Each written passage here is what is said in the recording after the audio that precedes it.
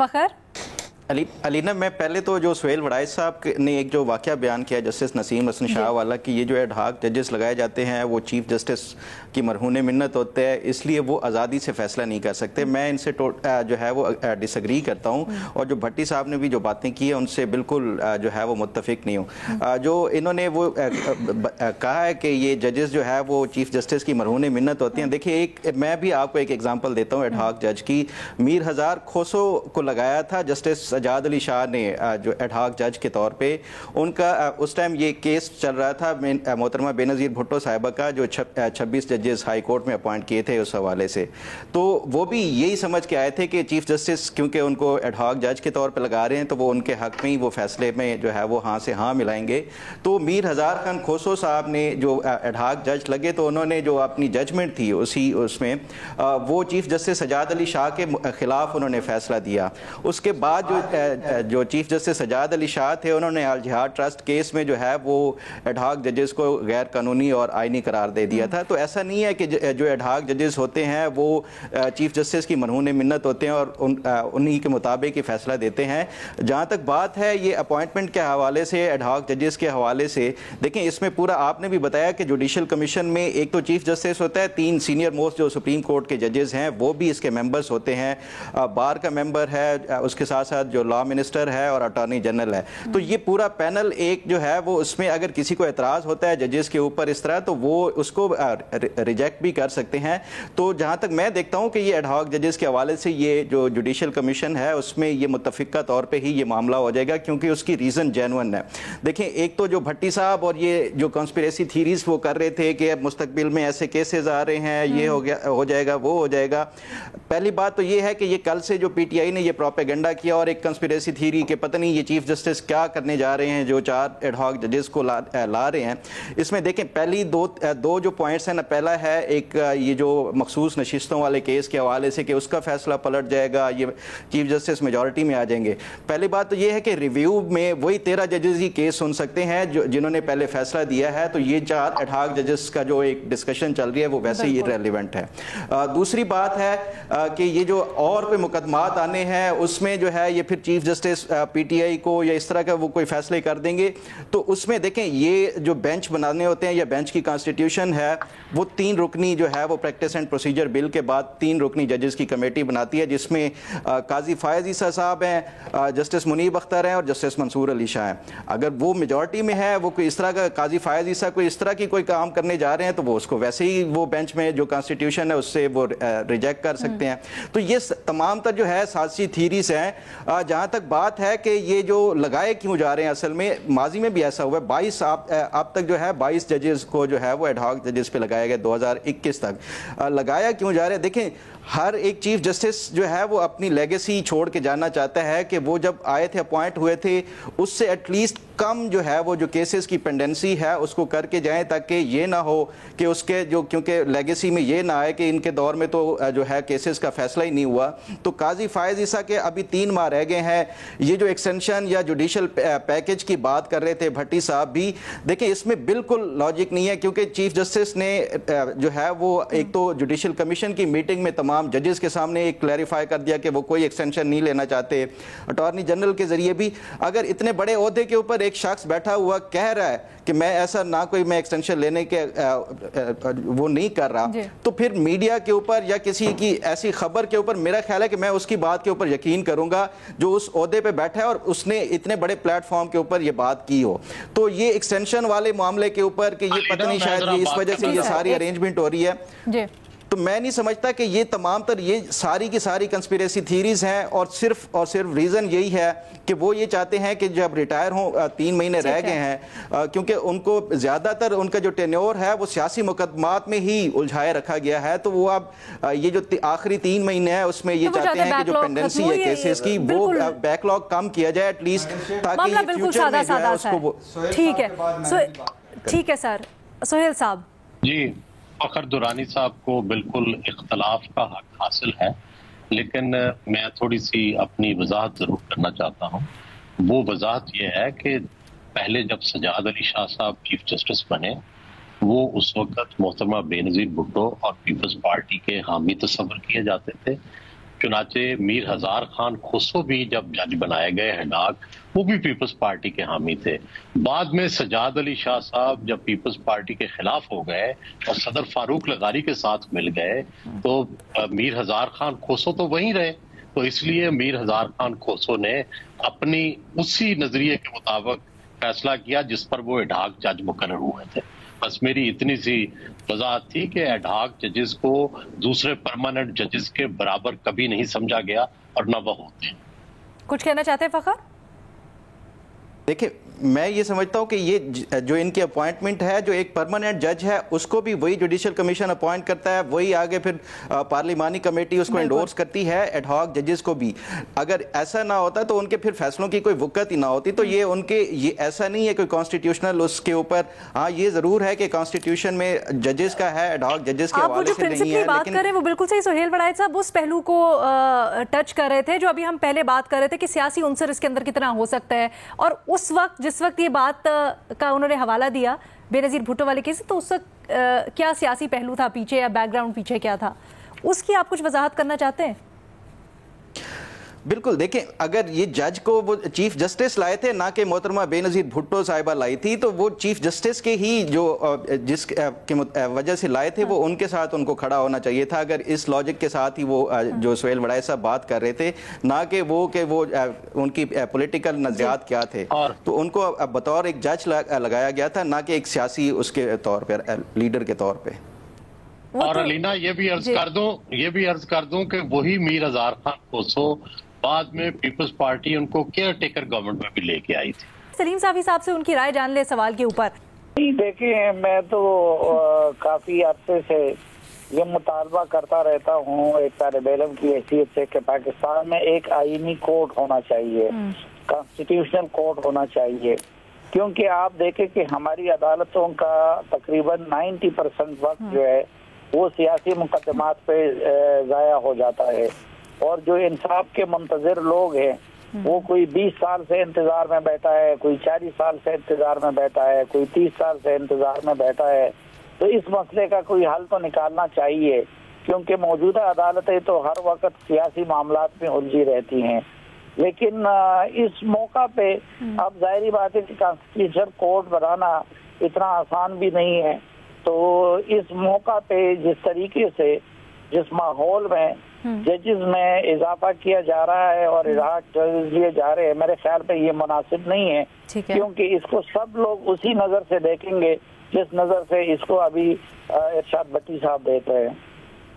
اچھا مسئلہ یہی ہے اس پوری گفتگو کا کہ کیا پھر ہم اچھا کام وقت کو دیکھ کے کیا کریں. وقت تو ہمیشہ کچھ نہ کچھ اس میں مسئلے مسائل ہوتے ہی ہیں. لیکن سہیل وڑائچ صاحب اگر ہم وقت کی بات کر رہے ہیں تو سر کیا یہ پہلی دفعہ ہوا ہے کہ ہمیشہ ہم نے دیکھا ہے جب بھی لڑائی ہوتی ہے یا حلقوں میں اختلاف ہوتا ہے تو عدلیہ ہمیشہ اور اسٹیبلشمنٹ ایک ہی پیج پر ہوتے ہیں؟ کہ یہ تاریخ میں پہلی دفعہ ہے کہ عدلیہ اور اسٹیبلشمنٹ مختلف پیجز کے اوپر ہیں یا آمنے سامنے ہیں, اور جو عدلیہ ہے وہ اس طرح سے سیم ہم خیالی انجوائے نہیں کر رہی جو ماضی میں ہوتا تھا, اور پھر اس کی وجہ سے ساری کایا ہی پلٹ جاتی تھی سیاسی لیڈران کے لیے؟ جی میرا خیال ہے کہ واقعات تو ایسے ہوئے ہیں کہ ججز نے فیصلے مقتدرہ کے خلاف بھی دیے ہیں, لیکن زیادہ تر جو کروشل فیصلے تھے جیسے مارشل لاؤں کا جواز پیش کرنا, ایسے اسمبلیوں کے ٹوٹنے کا جواز پیش کرنا, وہ زیادہ تر جو جن سے ملک کے حالات پہ فرق پڑتا تھا یا مقتدرہ کی طاقت اور اختیار پہ فرق پڑتا تھا, اس میں وہ سارے فیصلے مقتدرہ کی مرضی کے مطابق اور ان کی سپورٹ پہ. لیکن اس وقت یہ والا جو فیصلہ ہے یہ لازمی طور پر مقتدرہ کی خواہش کچھ اور تھی اور یہ فیصلہ جو ہے وہ کچھ اور ہوا. لیکن اگر آپ یہ دیکھیں اس کی ڈیٹیل میں دیکھیں تو جو 9 ججز ہیں انہوں نے مقتدرہ کی خواہش کے خلاف فیصلہ دیا ہے, اور اس میں قاضی فائز عیسیٰ بھی شامل ہے. تو ہم اوور سمپلیفائی کر کے صرف اس کو 8-5 نہ سمجھیں, یہ اس میں جو ہے وہ زیادہ لوگ ہیں جن کی یہ رائے تھی کہ تحریک انصاف جو ہے اس کو ہم نے ایز اے سیاسی پارٹی ختم نہیں کیا تھا, اس کی انٹرپریٹیشن غلط کی گئی ہے الیکشن کمیشن کی. تو وہ سارے لوگ, تو اس کا مطلب ہے کہ وہ یہ چاہتے ہیں نا کہ تحریک انصاف جو ہے وہ سیاسی پارٹی کے طور پر زندہ رہے. تو جب وہ چاہتے ہیں اتنی اوور ویلمنگ میجارٹی سوائے 2 ججز کے, تو پھر اس کا مطلب یہ ہوا کہ بھئی یہ جو ہم فیصلے کر رہے ہیں تحریک انصاف کو جو ہے وہ کالعدم قرار دینے کی اور اس کی سیاست بیان کرنے کی, پھر سپریم کورٹ تو اس کو انڈورس نہیں کرے گی. اور یہ اختیار ہی سپریم کورٹ کو حاصل ہے. حکومت تو صرف ریفرنس بھیج سکتی ہے, اختیار یہ کسی پارٹی کو جو ہے وہ کرنے کا, کالعدم قرار دینے کا, یہ سپریم کورٹ کے پاس ہے. سر اس کی وجہ ویسے کیا سمجھ رہے ہیں؟ یہ پہلی دفعہ جو ہم دیکھ رہے ہیں کہ عدلیہ بالکل ایک سائڈ پر ہے, اور اس طرح سے اسٹیبلشمنٹ کا ہمیشہ یہ کہا گیا جب بھی حکومتیں پلٹی ہیں یا سیاسی حکومتوں کے خلاف ہوا ہے تو ہمیشہ اسٹیبلشمنٹ سیم پیج پر ہوتی ہے, اسٹیبلشمنٹ اکمپلس ہوتی ہے, اف آئی مے سے سو. لیکن اس دفعہ بالکل الگ رجحان نظر آ رہا ہے, اس کی وجہ کیا ہے؟ دیکھیں مجھے 2 وجوہات نظر آتی ہیں. دیکھیں جو پہلی لڑائی تھی جو 8 فروری تک تھی وہ پاپولیرٹی کی لڑائی تھی. ہمیشہ سے ماضی میں یہ ہوتا آیا ہے کہ اسٹیبلشمنٹ جب کسی جماعت کے خلاف جاتی تھی تو اس کی پاپولیرٹی پہ اٹیک کرتی تھی, اس کے خلاف کرپشن کے کیسز بنتے تھے, اس کے خلاف جو ہے عدالتوں میں ٹرائل ہوتے تھے, اس کے خلاف پروپیگنڈا ہوتا تھا, اس کے خلاف گواہ اٹھتے تھے, اور وہ الٹیمیٹلی اس کی پاپولیرٹی جو تھی وہ کم ہو جاتی تھی. اس بار یہ ہوا ہے, اور نواز شریف کے معاملے میں بھی یہ ہوا تھا لیکن اتنا زیادہ نہیں, لیکن اس بار یہ ہوا کہ عمران خان کے خلاف یہ سب کچھ کرنے کے باوجود اس کی پاپولیرٹی کم نہیں ہوئی. تو جب پاپولیرٹی کم نہیں ہوئی تو ایک حساب سے ہماری جو اس وقت طاقت پر ادارے ہیں اور حکومت ہے, انہوں نے یہ سرنڈر کر دیا کہ پاپولیرٹی تو اس کے پاس ہے, اپوزیشن کے پاس پاپولیرٹی تو تحریک انصاف کے خلاف, لیکن طاقت تو ہمارے پاس ہے, اختیار تو ہمارے پاس ہے. تو اس لیے ان کو ایک سیٹسفیکشن تھی کہ اگر طاقت ہے تو پاپولیرٹی تو میٹر نہیں کرتی. لیکن یہ جو فیصلہ آیا ہے 13 جولائی کا, اس نے اس دفعہ اسٹیبلشمنٹ کے اور حکومت کے اختیار پر جو ہے وہ اٹیک کیا, اور اس لیے اب زیادہ خوف یہ ہے کہ یہ اختیار پہ اگلا حملہ بھی ہوگا سپریم کورٹ کے ذریعے, اور اگلا حملہ ہوگا, اور یہ نہ ہو کہ مقتدرہ کا جو سارا اختیار ہے وہ چھینا جائے. تو یہ لڑائی ہے کہ کیا عدلیہ جو ہے وہ مقتدرہ کا جو اختیار ہے وہ چھین پائے گی, اور کیا جو مقتدرہ ہے وہ اپنا اختیار جو ہے عدلیہ سے زیادہ وہ رکھ سکے گی یا نہیں رکھ سکے گی. یہ اصل لڑائی ہے. سر ویسے آپ اس لڑائی کو کس طرح سے ٹرن آؤٹ کرتے ہوئے دیکھ رہے ہیں؟ بڑا تجربہ رہا ہے, آپ نے بڑے وقت آتے جاتے, دور آتے جاتے دیکھیں, آپ کیسے؟ لڑائیوں کا تجربہ ہے آپ کو؟ بڑا لڑائیوں کا تجربہ ہے سر آپ کو؟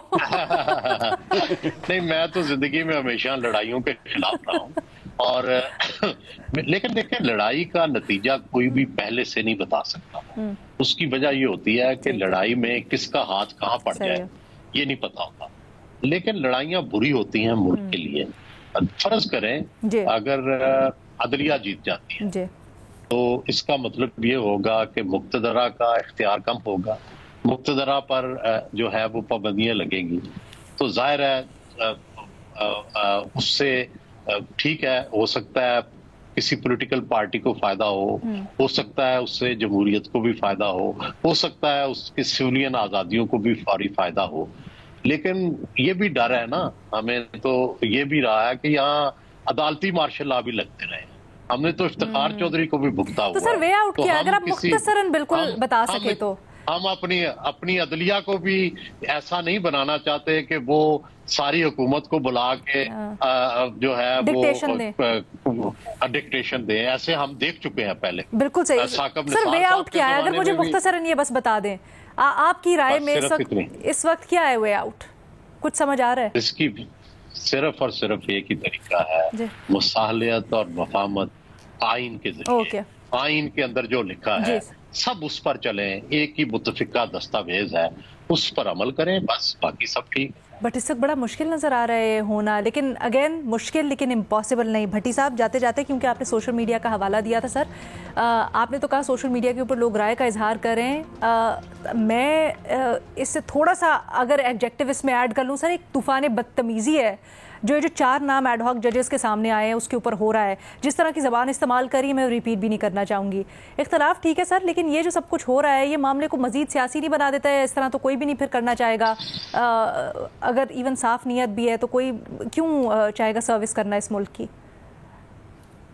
जी बिल्कुल ठीक कह रही हैं मैडम शेख। ना सिर्फ ये बल्कि कुछ फ़ौज के हवाले से देख लें, पिछले 4-5 दिनों से आर्मी चीफ के हवाले से देख लें, जजेस के हवाले से देख लें, ये एडॉक जजेस के हवाले से देख लें, उससे उल्ट करें तो बुशरा और इमरान खान के हवाले से देख लें।